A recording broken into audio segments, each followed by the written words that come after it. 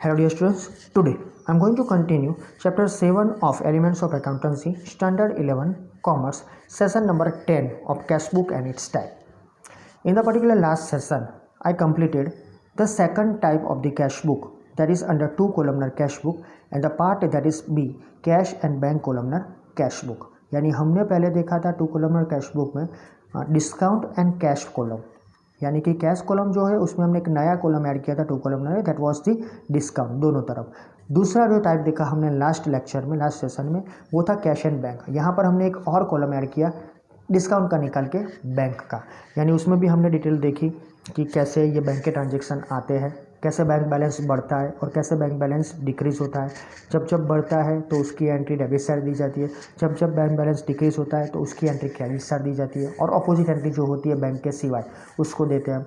जैसे कैश में हमने रियल अकाउंट को फॉलो किया है, वैसे ही बैंक में हमको पर्सनल अकाउंट को फॉलो करना है। So bank is the receiver and bank is the giver, उस तौर पर हम चलेंगे।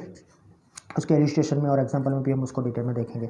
उसका हमने लास्ट सेशन में फॉर्मेट भी देखा, कुछ नया नहीं है, सिर्फ इतना याद रखना है कि कॉलम पहले हम डिस्काउंट और कैश का रखते थे, यहाँ कैश और बैंक रखना है, वही चीज़ आपको याद रखनी है।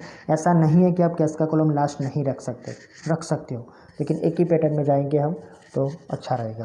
So now moving towards the next one, जो हमने प्लस माइनस देखा, कैसे डेबिट क्रेडिट होता है, रिसिप्ट पेमेंट होता है।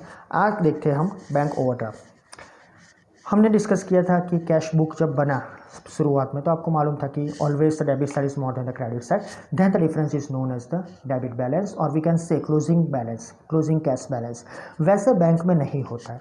बैंक में चलो समझ लो, जब आप बैंक का कॉलम ऐड करते हैं टू कॉलम में, तो debit side total is more than credit side, then it is known as the debit balance, और बैंक बैलेंस उसको कहा जाएगा। क्लोजिंग बैलेंस जो आएगा वो बैंक बैलेंस होगा, वही नेक्स्ट मंथ के लिए ओपनिंग बैलेंस होगा। लेकिन कई बार ऐसा होगा, वो भी यहाँ पर हमने देखा था कि if the total payment column is more than the total receipt column, difference is called bank overdraft which is discussed below. यानी यहाँ पर एक और पॉइंट ऐड होता है कि यहाँ पर क्रेडिट साइड का भी टोटल ज़्यादा हो सकता है। तो credit side total is more than the debit side, then the difference will come and that difference it is called credit balance. बस उसको हमने नाम दिया है बैंक ओवरड्राफ्ट। ऐसा होता है, आपके अकाउंट में बैलेंस नहीं होता है, फिर भी बैंक आपके ट्रांजेक्शन रुकवाती नहीं है। ये ट्रांजेक्शन्स करंट अकाउंट में होते हैं, और जनरली ये ट्रांजेक्शन्स बिजनेसमैन के लिए होते हैं, राइट। आम जनता के लोगों के लिए ऐसे बैंक ओवरड्राफ्ट नहीं होते। लेकिन एज पर द डिस्कशन आपको ये भी मालूम है कि bank overdraft mostly current account के लिए होता है और बिजनेसमैन उसको चलाते हैं। लेट्स सी बैंक ओवरड्राफ्ट, थोड़ी बहुत इन्फॉर्मेशन ले लेते हैं। BOD, when the trader make agreement with the bank to withdraw more than the balance in his account up to a fixed amount, such facility is known as bank overdraft। बहुत simple thing है, already organisation of commerce and management में chapter 3 में ये discussion आपका हो चुका है, लेकिन फिर से यहाँ ये चैप्टर में है तो फिर से समझा देते हैं कि बैंक और ट्रेडर दोनों एक एग्रीमेंट करते हैं। When particular trader is opening N current account, right, with the particular and so bank, उस टाइम पे एक एग्रीमेंट, एक डील होता है, राइट, कि बैंक अलाउ करेगी एग्रीमेंट के तौर पर to withdraw more than the balance in his account. यानी मैं ट्रेडर हूँ तो बैंक मुझे परमिशन देगी कि मेरे बैंक में जो भी अकाउंट है, जो अकाउंट में जो भी बैलेंस है उससे ज़्यादा मैं विड्रॉ कर सकता हूँ, और उसके ऊपर, राइट, जो भी चार्जेस है वो बैंक काट सकती है, लेकिन within some time period अगर मैं पेमेंट कर दूँ तो नहीं। ये सब कुछ होता है, राइट। तो बैंक अलाउ करती है to withdraw more than the balance in his account up to a fixed amount, such facility is known as bank overdraft. यानी आपके खाते में जितना भी बैलेंस है उससे ज़्यादा बैंक आपको पैसे देती है, उसको ओवरड्राफ्ट बोलते हैं। तभी तो उसका नाम है ओवरड्राफ्ट, जो भी है उसके ऊपर जाता है बैंक में।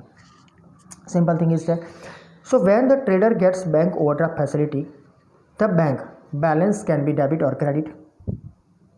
जब ये याद रखने की ये ज़रूरत है कि बैंक, जब भी ट्रेडर उनसे बैंक से ओवरड्राफ्ट की फैसिलिटी देता है, बैंक बैलेंस डेबिट भी हो सकता है, क्रेडिट भी हो सकता है, क्योंकि हमें नहीं मालूम है बैंक में बैलेंस कितना है, right. So here the bank balance can be debit और क्रेडिट, राइट। कैसे? तो if the bank column has a credit balance, it shows more withdrawal, right. तो क्रेडिट साइड का टोटल ज़्यादा है तो मोर विड्रॉल, ओवरड्राफ्ट है। Interest is payable at a fix rate on such bank overdraft amount. यानी ये जो आप विड्रॉल लेते हो वो मुफ्त में आपको नहीं मिलेगा, ये फैसिलिटी के पैसे लगते हैं। यानी कि अगर आप 24 आवर्स होते हैं, 48 आवर्स होते हैं, 5 दिन 7 दिन, उनका जो टाइम फिक्स है एग्रीमेंट के तौर पर, उस टाइम पे अगर आप पैसे ओवरड्राफ्ट के वापस नहीं करते हो तो you have to pay as a trader, you have to pay the interest on that one, और वो हमारे लिए एक्सपेंस है, वो याद रखने की ज़रूरत है। तो ये याद रखो कि द बैंक कॉलम जो भी हमने बनाया कैश बुक में हैज़ अ क्रेडिट बैलेंस, यानी कि यहाँ पर ये साइड पर जो बैंक का कॉलम आएगा उस पर ज़्यादा अमाउंट होगी डेबिट साइड से, है, तो वो ज़्यादा विड्रॉल बताएगा, यानी आपने पेमेंट्स ज़्यादा किया है, ऐसा हम कैश में देखते हैं, लेकिन यहाँ पर ऐसा आएगा कि आपने विड्रॉवल ज़्यादा लिया है, बैंक से पैसे ज़्यादा लिए, ओवरड्राफ्ट लिया है, तो उसके ऊपर आपको इंटरेस्ट देना पड़ेगा, और interest consider as an expense. तो ये बात हुई ओवरड्राफ्ट की, अभी भी चालू है, देखते हैं। Here it is. Thus, if the total of receipt side of the bank column in the cash book is more than the total of the payment side, it is known as closing bank balance. ये ठीक है, जो cash book में cash transaction जो भी करते हैं हम रिसीव पेमेंट, उसमें जो होता है वही सेम यहाँ पर ही है कि डेबिट साइड का जो भी टोटल है रिसीट साइड का, वो क्रेडिट साइड से ज़्यादा हो तो उसे हम नाम देते हैं closing cash balance, closing bank balance, जो भी डिफरेंस आएगा, right. But if the total of payment side in the cash book is more than the total of receipt side, it is known as closing bank overdraft. ये आपको सीखने की और याद रखने की ज़रूरत है। So whenever this type of the balances are there, don't do the balance directly of the debit side, because अब तक हमने जो भी 3-4 सम किए हैं उस सब में हमने डेबिट साइड का टोटल करे क्रेडिट उसमें से माइनस किया। यहाँ पर ऐसा मत करना बैंक कॉलम में, just look after the particular transactions. आप पूरा सम करोगे तो ट्रांजेक्शन के तौर पर आपको मालूम पड़ जाएगा कि किस टाइप का टोटल और किस टाइप साइड का टोटल ज़्यादा है। अगर नहीं मालूम पड़ता है देखने से तो दोनों साइड का टोटल एक बार कर लेने से ही आपको मालूम पड़ेगा। तो यहाँ ये याद रखो कि बैंक कॉलम क्रेडिट साइड का ज़्यादा टोटल होता है डेबिट साइड से, जो भी डिफरेंस आएगा उसे हम बोलेंगे closing bank overdraft, right. So that is simple. Generally ऐसा आएगा कई सम में कि क्रेडिट साइड का टोटल ज़्यादा होगा डेबिट से, तब आपको याद रखना है कि कैसे और कहाँ लिखना है। आगे, if the opening balance with the bank is bank balance, it is shown on the debit side of the cash book in the bank column as balance brought down or brought BF जो लिखते हैं। And if the opening balance with the bank is bank overdraft, it is shown on the credit side of the cash book in the bank column as bank balance brought down। तो simple thing ये है, जब हम cash book बनाते थे और बनाते हैं अब हम, तब हम लिखते हैं बैलेंस कैरी फॉरवर्ड और दूसरे मंथ में डेबिट साइड पर लिखते हैं बैलेंस ब्रॉट डाउन। सेम यहाँ पर ऐसा ही है, bank balance brought down, bank balance carry forward, जो भी हम करते हैं वो सेम है।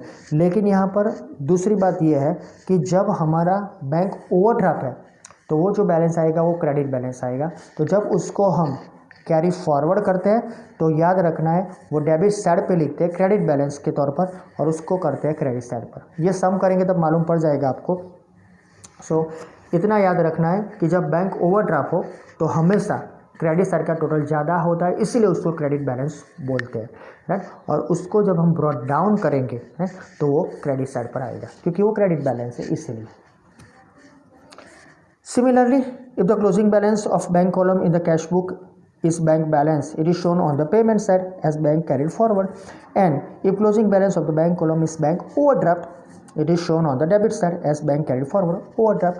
तो ये तो सिर्फ ये सिंपल इन्फॉर्मेशन हुई है आपके लिए, क्योंकि जो भी हम टोटल करते थे अभी तक, तो यहाँ पर हम करते थे डेबिट साइड क्रेडिट साइड, इस टाइप का टोटल कैश का ज़्यादा हो और यहाँ का कम होता था कैश बुक में, तो डिफरेंस हम यहाँ लिखते थे और लिखते थे बैलेंस कैरी फॉरवर्ड, राइट। और वो बैलेंस होता था closing balance of cash book, cash का क्लोजिंग बैलेंस, तो यहाँ पर हो जाता था वो ओपनिंग बैलेंस। यानी ये जो बोलते थे उसको डेबिट बैलेंस, वो डेबिट साइड पर आएगा अगले मंथ के लिए। सेम बैंक में भी ऐसा ही होगा, लेकिन बैंक में अगर क्रेडिट साइड का टोटल ज़्यादा है तो उसे हम बोलेंगे बैंक ओवरड्राफ्ट। तो ये जो बैंक ओवरड्राफ्ट है तो क्रेडिट साइड का टोटल ज़्यादा है, डेबिट साइड का कम है, डिफरेंस यहाँ पर आएगा। ये जो डिफरेंस है वो क्लोजिंग बैलेंस है, बैंक ओवरड्राफ्ट का है, हमें पैसे देने हैं तो पेमेंट साइड आएगा as a new balance, that is balance brought down payment side. यही सिर्फ है, याद रखने की ज़रूरत है। तो ज़्यादा हम इंफॉर्मेशन सब में ले लेंगे तो वहाँ पर ये क्लियर हो जाएगा। नेक्स्ट वन, कॉन्ट्रा ट्रांजेक्शन भी आएंगे, यानी कैश और बैंक दोनों साथ में आएंगे, तो एक साइड का टोटल बढ़ेगा, एक साइड का टोटल कम होगा, तो इसकी इन्फॉर्मेशन भी आपको याद रखनी है, उसको कॉन्ट्रा ट्रांजेक्शन बोलते हैं। लेट्स सी ये कॉन्ट्रा ट्रांजेक्शन क्या है।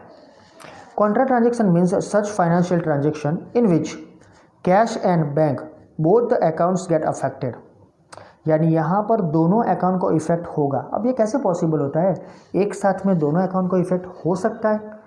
अब तक तो आपने देखा होगा कि हमने क्या किया, फॉर एग्जांपल मनीष, उससे हमने गुड्स परचेज किए बाय कैश, तो मनीष का नाम तो आएगा नहीं, तो हमने गुड्स परचेज किए तो cash goes out, purchase account debited, तो purchase account debited to cash, यानी परचेज का नाम लिख दिया, पेमेंट सर, दैट्स ऑल, ये हो गया। अब तक तो ये सब करते थे हम, राइट, एक से ज़्यादा खर्चे होते थे, सैलरी वेजेस देखा, सैलरी कमीशन देखा, राइट, कई लग सकते, वो उसका नाम लिख देते थे हम, तो काम हो गया, दैट्स ऑल, तो एक ही अकाउंट आता था। लेकिन यहाँ पर दो अकाउंट है, यानी ये ट्रांजेक्शन से कैश को भी इफेक्ट होता है और बैंक को भी इफेक्ट होता है। तो ऐसे कैसे ट्रांजेक्शन, कौन कौन से ट्रांजेक्शन होते हैं, राइट, ये हम देखते हैं। सो फिर से एक बार, contra transaction means such financial transaction in which cash and bank both the accounts get affected, दोनों अकाउंट्स को उसकी अफेक्ट होती है। For example cash withdrawn from the bank और cash deposited in the bank, तो अगर आप बैंक से कैश विड्रॉ करते हो, अगर आप बैंक में कैश भरते हो, तो कीप इन माइंड, याद करो, कैश डिपॉजिट करते हो, कैश डिपॉजिट करते हो, कैश विड्रॉ करते हो, तो पहले कैश विड्रॉ करोगे तो you will get the cash, cash comes in, bank is the giver, cash account debited to bank account. आप कैश डिपॉजिट करते हो, cash goes out, bank is the receiver, तो bank account debited to cash account. तो यहाँ पर दोनों transaction आए, cash bank, bank cash, दोनों में से एक लो, तो cash account debited, bank account credited, तो इसकी साइड, इसकी इफेक्ट क्या करोगे आप, दोनों साइड देना पड़ेगा ना। तो यही ट्रांजेक्शन जो होते हैं दोनों साइड, उसको हम बोलते हैं Contra. So this particular type of transaction is recorded on the both the side of the cash book, यानी जब आप 2 कॉलमनर कैश बुक बनाते हो और उसमें कैश और बैंक दोनों लिखते हो, या 3 कॉलमनर कैश बुक हम बनाएंगे, उसमें भी आपको दोनों साइड कैश और बैंक लिखना पड़ेगा, तब ये ट्रांजेक्शन की एंट्री होगी। अगर आप सिर्फ डिस्काउंट कैश का ट्रांजेक्शन बनाते हो या डिस्काउंट बैंक का ट्रांजेक्शन बनाओगे तो कॉन्ट्रा ट्रांजेक्शन नहीं आएगा। याद रखो, कॉन्ट्रा ट्रांजेक्शन जब कैश बैंक दोनों साथ में कॉलम होगा तभी आएगा। So this type of the transaction is recorded on both the sides of the cash book when cash and bank columnar cash book is kept, right, याद रखने की जरूरत है। तो 1 मार्क का क्वेश्चन हो सकता है, तो उसको याद कर लो। यानी ये जो कॉन्ट्रा ट्रांजेक्शन है मोस्टली 2 कॉलमनर या 3 कॉलमनर कैश बुक में ही आएंगे जब कैश और बैंक दोनों साथ में होंगे। So when we will keep the particular type of the cash book. So we have seen that such cash and bank columnar cash book serves the purpose of cash account and bank account, यानी हमने जब cash account शुरू किया, means cash book शुरू किया, तो हमने बोला था कि ये जो पर्टिकुलर है कैश बुक, वो आपको सर्व करती है कैश अकाउंट, यानी आपको कैश अकाउंट बनाने की ज़रूरत नहीं पड़ेगी। हम जब चैप्टर नंबर 9 देखेंगे, राइट, तब आपको मालूम पड़ेगा कि ये अकाउंट क्या होते हैं। अपने 46 नंबर का जो भी मैंने जिक्र किया था, जो हमारी टर्मिनोलॉजी, उसमें एक पुष्पा वाला अकाउंट था, राइट, कई बार पुष्पा पुष्पा पुष्पा 40 बार पुष्पा आएगा पूरे साल में, तो 40 बार कब तक आप इसका नाम लिख लिख करोगे, तो उसका एक अकाउंट ही बना देते हैं और उसकी एंट्रीज हम देते हैं। Like that here also we are doing in our cash book. Cash book हम यही करते हैं, घड़ी घड़ी कैश लिखने की जरूरत नहीं है, उसका कॉलम ही बना दिया, बाकी की एंट्री डालो डालो डालो, पूरे साल पूरे महीने जो भी टाइम पीरियड उसमें डालते रहो। तो ये सब कुछ कैश और बैंक कॉलम ने जो सर्व करता है वो कैश और अकाउंट, कैश और बैंक अकाउंट को सर्व करता है। So when such cash book is maintained, cash and bank account are not required to be opened separately, यानी जब आप कैश बुक बनाते हो तो आपको कैश और बैंक अकाउंट बनाने की जरूरत नहीं है। तो अच्छा है ना यार, क्योंकि पूरे साल में हजारों ट्रांजेक्शन कैश और बैंक के होंगे, तो 1000 बार आप कैसे कैश और बैंक कितनी बार लिखोगे। तो cash book itself serves the cash and bank account both, so there is no need to open separately both the accounts. So contra transaction affects only cash and bank account, hence the posting is not required. तो जब भी आप posting करोगे, यानी जो भी आपने general entry लिखी है उसको हमको कैश अकाउंट में डालना पड़ेगा। इसके लिए 46 नंबर का टर्मिनोलॉजी याद करो, पुष्पा वाला आपको याद होगा, राइट। तो घड़ी घड़ी वो नाम लिखने की ज़रूरत नहीं है, तो हम एक बार उसका नाम लिख के सब एंट्रीज उसके रिलेटेड उसमें डालते थे। तो हियर ऑल्सो बारी बारी कैश बैंक लिखने की ज़रूरत नहीं है, राइट, बारी बारी उसमें पोस्टिंग करने की ज़रूरत नहीं है। तो हम क्या करेंगे, तो सी, but C that is called contra will be written in the LF, that is ledger folio number column। तो हम जो हमारे पर्टिकुलर जो भी सेपरेट फॉर्मेट बनाते हैं, स्पेसिमेन बनाते हैं उसका है, और उसका फॉर्मेट बनाते हैं, उसमें हम लिखते हैं LF, आज जाके काम आया आपको LF, राइट। उसमें हम लिखेंगे C that is कॉन्ट्रा, यानी इससे आपको मालूम पड़ेगा कि ये ट्रांजेक्शन की सेम एंट्री इसी कैश बुक में राइट हैंड साइड है या लेफ्ट हैंड साइड है, तभी आपको मालूम पड़ेगा। तभी आपको ये भी मालूम पड़ेगा कि ये ट्रांजेक्शन है कॉन्ट्रा ट्रांजेक्शन है, यानी इस ट्रांजेक्शन का ज़रूरत इसलिए पड़ा है कि शायद हमने कैश से कुछ विड्रॉ किया होगा या मिस बैंक से, या बैंक में कुछ कैश डिपॉजिट किया होगा, बैंक से कुछ ट्रांजेक्शन किया कैश के through, that is the reason. तो कॉन्ट्रा ट्रांजेक्शन जनरली 2 टाइप के होते हैं, जब आप कैश डिपॉजिट करो बैंक में और दूसरा विड्रॉ करो। तो let's see, generally contra transaction are of 2 types. First one that is cash deposited in the bank and second one cash withdrawn from the bank, यानी जब जब आप कैश डिपॉजिट करोगे बैंक में तब ये ट्रांजेक्शन होगा, और जब जब आप कैश विड्रॉ करोगे बैंक से तब ये ट्रांजेक्शन आएगा। तब आपको CCC लिखना पड़ेगा। जितनी बार आपने कैश विड्रॉ किया, जितनी बार आपने कैश डिपॉजिट किया, तब ये कॉन्ट्रा ट्रांजेक्शन आएंगे। Right, let's see the first one, cash deposited in the bank from business. पहला वाला, when the cash is deposited in the bank cash balance is reduce on one hand and bank balance is increase on the other hand, यानी कि जब आप cash deposit करोगे तो bank is the receiver, cash goes out, यानी bank account debited to cash account. तो उसकी entry हम क्या बोलते हैं? हम ऐसा बोलते हैं, मैं जनरली मेरे सब में ऐसा बोलता हूँ कि debit side, receipt side, opposite entry. तो आप तो अपोजिट एंट्री क्या लिखोगे? बैंक इज द रिसीवर, तो कैश लिखोगे, लिख दिया।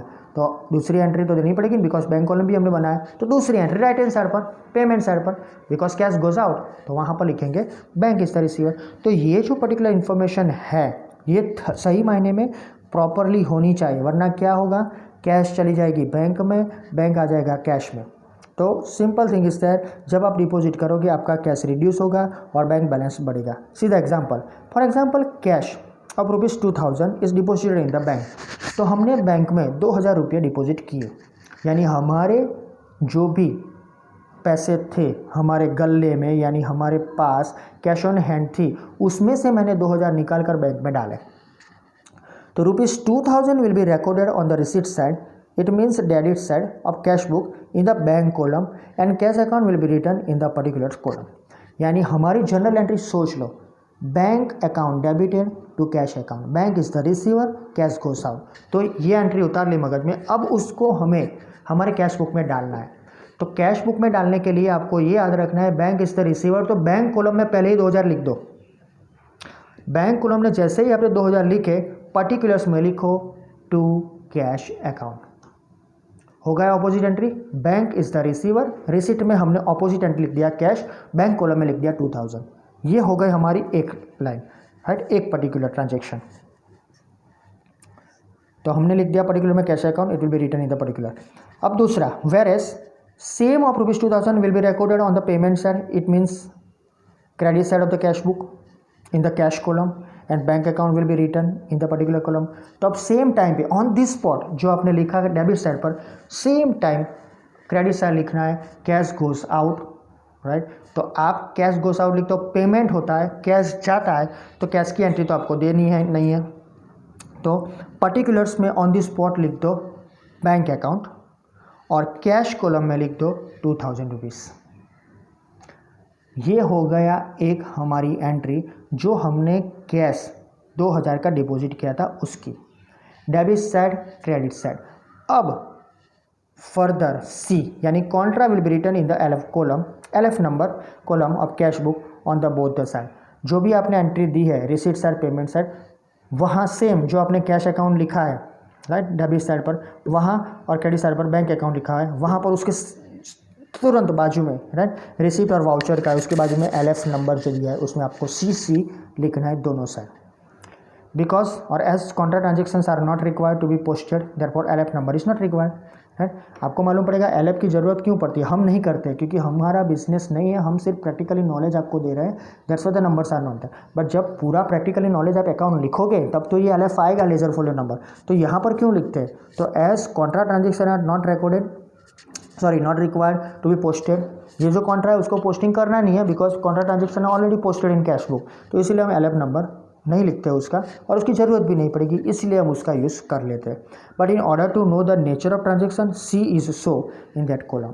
और दूसरा जो रीज़न है, हमको मालूम पड़े कि ये जो ट्रांजेक्शन है ये कॉन्ट्रा ट्रांजेक्शन है, उसकी वजह से ही हम इसकी इन्फॉर्मेशन इसमें देते हैं। Right. So that is the one that is cash deposited. Next हम देखते हैं दैट इज कैश, चलो next one cash withdraw. Second, cash withdrawn from the bank for business. Just think about that one, थोड़ा सोच लो पहले। जब हम withdraw करते हैं बैंक से अमाउंट, तो cash comes in the business and bank is the giver, तो उसका जनरल एंट्री होगा cash account debited to bank account, यानी कि हमारी कैश बढ़ी और बैंक बैलेंस कम हुआ। By default cash balance increases, bank balance decreases. तो अब इसकी एंट्री हमारे कैश बुक में कैसे आएगी? Let's see. When the cash is withdrawn from the bank, cash balance is increased and bank balance is reduced. Simple thing, cash बढ़ती है, bank balance reduce होता है। For example, cash of ₹3000 is withdrawn from the bank. Bank से हमने 3000 रुपये withdraw किए, जो हमने 2000 डाले थे, वैसे ही उसके अलावा ये दूसरा ट्रांजेक्शन में हम 2000 में से 3000 लेते, यानी पूरा बैलेंस होगा जो भी, उसमें से हमने 3000 लिए। अब क्या होगा? ₹3000 will be recorded on the receipt side, it means debit side of the cash book in the cash column, क्योंकि हमने हमारे जो भी कैश बुक में एंट्री डालनी है, हमारे पैसे बैंक में से लिए है, तो cash comes in cash account debited, तो रिसिप्ट हुआ, कैश आया, तो हम वो कैश में डाल देंगे कैश कॉलम में 3000 रुपये। तो पर्टिकुलर्स में क्या लिखेंगे? हम अपोजिट एंट्री लिखते हैं ना, तो सिंपल दैट बैंक अकाउंट में be return in the particular column. ये एक बात हुई। अब same time whereas same ₹3000 will be recorded on the payment side, because हमने मिस बैंक ने पेमेंट किया है, राइट, तो it will be there in the particular column, right, कि अभी हमने जो लिखा है, राइट, 3000, वो पर्टिकुलर कॉलम में भी लिखना पड़ेगा क्रेडिट साइड पर। तो क्रेडिट साइड में कैश बुक में हम लिखेंगे बैंक कॉलम में, राइट, 3000 रुपीज़, और पर्टिकुलर में लिखेंगे cash account. The simple thing is that cash comes in bank account credited, यानी cash account debited to bank account. Payment होता है, एक अकाउंट बैंक अकाउंट है, बैंक के कॉलम में हमने 3000 डाल दिए, तो उसके पर्टिकुलर में लिखेंगे cash account, right? So C will be written in the LF column, right, number of column of cash book when above transaction is recorded in cash and bank column cash book। यानी कि ये जो transaction है सिर्फ cash and bank column और cash book में ही लिखा जाएगा। तो ये एक बार फिर से आपको मालूम पड़े इसलिए पढ़ लेना। इसकी जो इन्फॉर्मेशन है वो मैंने अपनी तरह से दे दी है, आपको मालूम भी पड़ गया होगा। अगर ये फर्दर इन्फॉर्मेशन अभी भी आपको कुछ कम लग रहा है तो इलस्ट्रेशन में भी हम देख लेंगे कि ये कैसे एंट्री दी जाती है, लेकिन याद रखने की ज़रूरत सिर्फ जर्नल एंट्री है। जर्नल एंट्रीज जो देते हैं, जर्नल हमारी माता है ना, जर्नल के साथ ही हम ये अकाउंट शुरू करे थे और उसको ख़त्म भी उसी के साथ ही करेंगे। तो अकाउंट में ये जर्नल का इम्पोर्टेंस ज़्यादा है। अगर आप जर्नल बनाओ ना बनाओ कोई फ़र्क नहीं पड़ता है, बिजनेस में कोई जर्नल एंट्री होती है नहीं, means there is no need to write down the journal entries in the business. सब लोग कैश बुक बनाते हैं, सब्सिडरी बुक बनाते हैं, है डायरेक्टली ये सब एंट्रीज दी जाती है। जर्नल कोई नहीं लिखता है, लेकिन जर्नल का इम्पोर्टेंस बहुत है। आपको ऐसा लगेगा जर्नल लिखता नहीं तो सीखने की जरूरत, तो यहाँ ये सब कुछ आपको जर्नल के हिसाब से ही मालूम पड़ता है, राइट। लेकिन जो रूटीन अकाउंट होता है वो सीधा कैश बुक बनाता है, सीधा सब्सिडरी बुक बनाता है, राइट। ये जर्नल नहीं लिखते, लेकिन ये सब लिखने के लिए जर्नल चाहिए।